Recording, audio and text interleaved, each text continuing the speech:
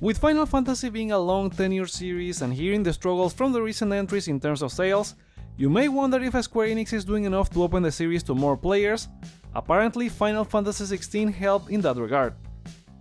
According to DLC director Takeo Kojiraoka in an interview with Pushquare, previous entries in the series have tended to skew toward a higher age range, but recent survey results show that Final Fantasy XVI was played by more people in their teens and 20s. Kojiraoka said, and I quote, "I think this shows that to a certain extent we have achieved one of our initial goals, to have players of all ages play the latest Final Fantasy game. This doesn't mean that all future Final Fantasy games will take a similar direction to Final Fantasy XVI, but I do think it means we have been able to bring new players on board and open new possibilities for the development teams that will work on future installments of the series. While it's good the series is bringing new players and Square Enix can try new things with every entry, it's important for developers not to alienate fans, since despite Final Fantasy XVI being a great game, there are fans who didn't like the all-out action approach." Elsewhere in the interview, the director also talked about the Rising Tide DLC and how it's designed to be more challenging, pointing out that given the series was adopting an all-action approach for the first time, they designed it with a balanced difficulty in mind, so if you were familiar with skill action games, it would prove a huge challenge on the full difficulty.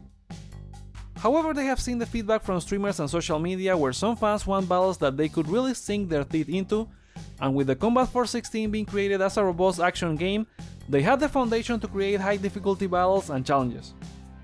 Kojiraoka said, "I thought that these challenges would be accepted if they were in the DLC, and decided to increase the baseline difficulty for the DLC's combat.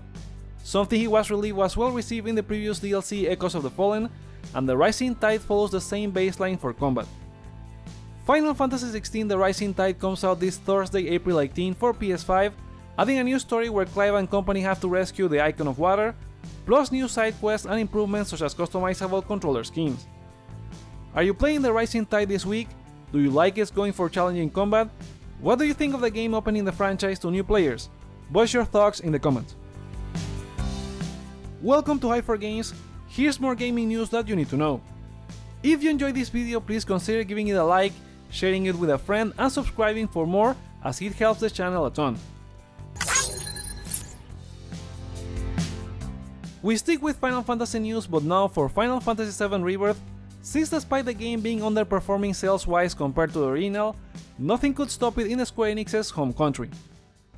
According to the Japanese sales report by GameIndustry.biz, the second part of the remake managed to move over 310,000 copies, easily taking the #1 spot and making it the second best-selling game ever on PS5 in the region, only beaten by its sibling Final Fantasy XVI, which achieved 336,000 copies last year. The franchise remains strong in Japan, while in Europe and North America it sold enough to rank top 5 in February after one day of sale, but it has fizzled out on retail in parts of Europe and digital sales for the PlayStation Store across the US, Canada and Europe. In Japan, Rebirth also experienced a huge 90% drop after the first week of sales. Rise of the Ronin appeared third behind Princess Peach Showtime with 85,000 copies, a better result for the game than in Europe and the UK, where it got drawn from the Command & Conquer bundle offered in Steam. From Capcom, Dragon's Dogma 2 was as strong in the publisher's home turf as it has been in Europe and the UK, and it managed to get 4th place selling 78,000 copies. Unicorn Overlord from Atlus and Vanillaware was the other PS5 game in the chart, selling 34,000 copies to rank number 9, but if we add up the 62,000 copies sold on Switch and over 14,000 on PS4, it was really the second best-selling game of the month. As you can see from the games chart, it was another month dominated by Nintendo, who controls the Japanese region most of the time. In March it did so by selling over 289,000 units across all 3 Switch models, while PS5 only sold over 162,000 between the disc and digital models. What do you think of the sales results for Final Fantasy VII and Rise of the Ronin in Japan? Did you pick any of these games over the past month? Let us know in the comments. Next, we have more information about PS5 Pro from a report by The Verge, where it seems Sony is indeed preparing for a 2024 holiday launch, and the improved console may not be delayed.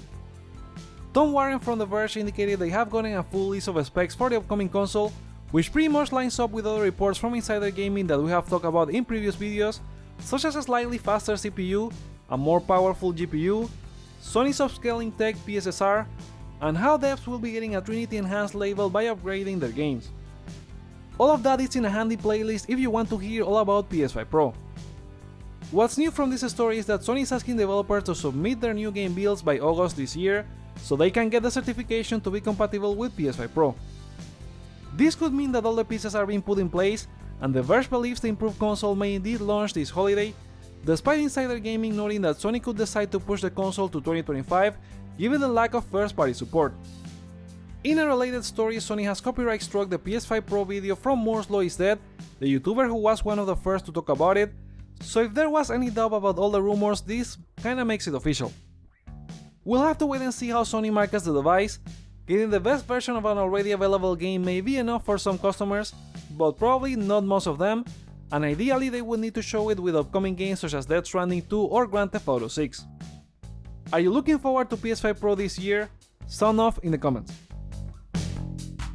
Now it's time for some quick-fire gaming news.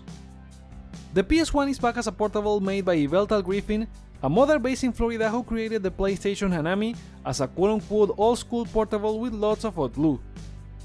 The Hanami is a 7-inch handheld with a built-in battery that lasts about 2.5 hours on a single charge and has all the original PS1 hardware minus the disk drive.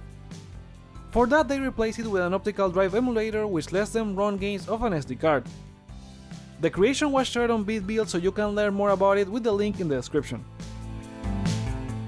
Let's continue the nostalgia trip with the PSP truck, which Sony used for marketing activation tours across the US all the way back to 2006 and is now up for sale.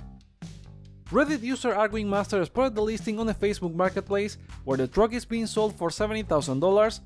Obviously it doesn't include any consoles, but it has all the artwork that was printed on the truck, including the old "Live in your world, play in ours" slogan. The PSP truck was retired once Sony launched the PS3 and replaced the marketing experience.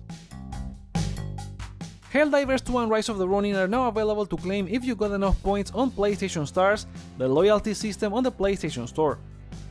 As a matter of fact, they added new rewards to the already available Destiny 2 silver coins, Grease, Stardew Valley, and Dredge. Helldivers 2 goes for 10,000 coins, Rise of the Ronin for 17,500 coins, Bloodborne the Old Hunters and Minecraft for 5,000 points each, Poker Roguelite Balatro goes for 3,750 coins, and you can get 500 in-game currency for either Mortal Kombat 1 or Apex Legends for 1,250 coins each. Since you get 10 coins for each dollar spent, you need to make 1,000 purchases to get Helldivers 2, or you can take advantage of the monthly quests. I still think it's better to get the store credit for whatever you want to buy, but it's an option. Next, Crash Bandicoot has sold around 5 million copies according to the LinkedIn profile of a developer at Toys for Bob. Twitter user Bogara22 found the profile for Toby Shad, who worked as design director for the game, and lists it has sold over 5 million copies.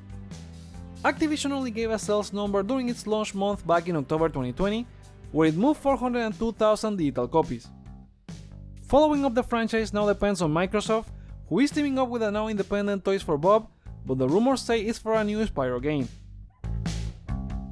The Fallout TV series is now available to stream on Amazon Prime Video. It has been a huge success critically with a 94% Rotten Tomatoes score, and it's also boosting the player count for the games.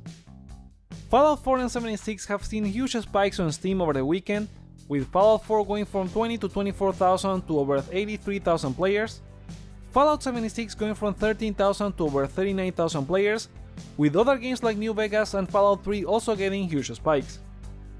Sadly, we don't know the player count for games on PSN, but probably has similar surges for Fallout 4 and 76, the only ones available on current PlayStation platforms.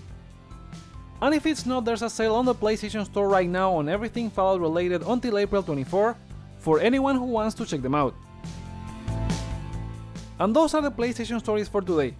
Let me know what you think in the comments below, give this video a thumbs up or down to let me know your feedback.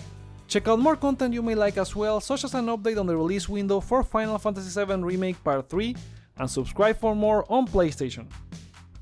Thank you so much for watching, my name is Joseph, this is Hyper Games, and I'll see you on the next one.